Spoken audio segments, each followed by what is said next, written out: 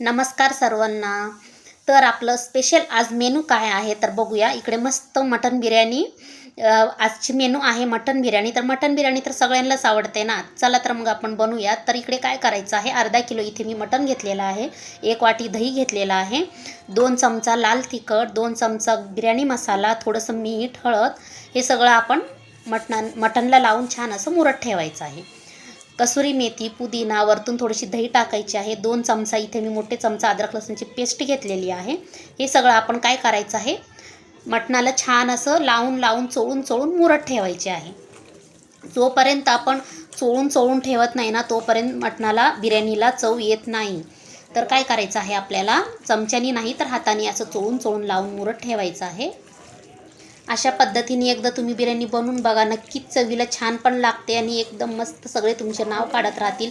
तशा पद्धतीनेच बनवलेला आहे बिर्याणी. तर काय करायचं आहे, मुरत ठेवल्याच्या नंतर इकडे मी एक कढई घेतलेले आहे, त्यामध्ये तेल टाकलेलं आहे. 4 ते 5 इथे लांब कांदे कापून घेतलेले आहेत. हे कांदे आपण लाल होईपर्यंत तळून घ्यायचे आहेत.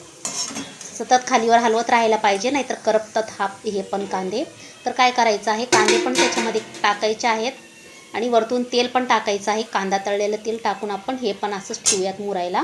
त्याच्यानंतरच्याला आपल्याला काय करायचं आहे, इथे मी 1 वाटीमध्ये ना दूध घेणार आहे आता, आणि त्याच्यामध्ये ना केसर ॲड करणार आहे. आता हे पण आपण एका साईडला ठेवूयात, नंतर आपण ह्याचा वापर करूयात. त्यानंतरच्याला काय करायचं आहे, इथे मी कुकरमध्येच बनवणार आहे बिर्याणी. अर्धा किलो तांदूळ, अर्धा किलो मटण घेतलेलं आहे. आता काय करायचं आहे, आपल्याला कांदा तळलेलं तेल ॲड करणार आहे ह्याच्यातच मी. त्यानंतरच्याला ह्याच्यामध्ये मसाले इथे दाखवल्याप्रमाणे मी खडा मसाला घेतलेला नाही आहे. तेजपत्ता, शाही जिरा, चक्री फूल एवढंच घेतलेलं आहे. हिरव्या मिरच्या टाकलेल्या आहेत 4 ते 5, आणि त्यानंतरच्याला टोमॅटो टाकलेले आहेत, छोटे 2 घेतलेले आहेत. त्याच्यानंतरच्याला आपण हे सगळं लावलेलं आपलं मटणला आपण जे काही मसाला लावून ठेवलं होता ना, दही वगैरे, हे सगळं आपण ह्याच्यामध्ये टाकून घेऊया. 2 मिनटापर्यंत असं परतून घेऊया. सतत आपण हलवत ह्याला थोडंसं तेलामध्येच आपण परतून घेऊया. त्यानंतरच्याला कुकरचं झाकण लावूयात, 4 ते 5 शिट्ट्या करून घेऊया. तर आपण मटणाचे आपण आधी काय करणार आहोत, मटण शिजून घेणार आहोत. मटण जरा उशिरा शिजतो, लवकर शिजत नाही मटण, तसं पीस राहायला नको कच्चं, म्हणून आपण इथे 4 ते 5 शिट्ट्या करून घेऊयात. इथे बघू शकता मटण शिजलेलं आहे. आता आपण काय करायचं आहे, इकडे मी दुसरीकडे भात शिजवलेला आहे, तर आपण ह्याच्यामध्ये ना भात टाकून घेऊयात, भाताचं थर लावूयात. आता इथे बघू शकता मस्त असं अर्धा किलो इथे मी तांदूळ घेतलेला आहे, ते पण शिजवलेलं आहे.